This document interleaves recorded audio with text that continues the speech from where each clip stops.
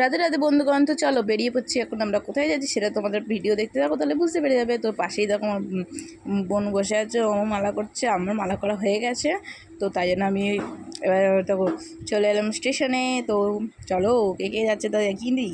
এই দেখো আমি না দেখাতে পারলাম না এখন, তো চলো দেখাচ্ছি।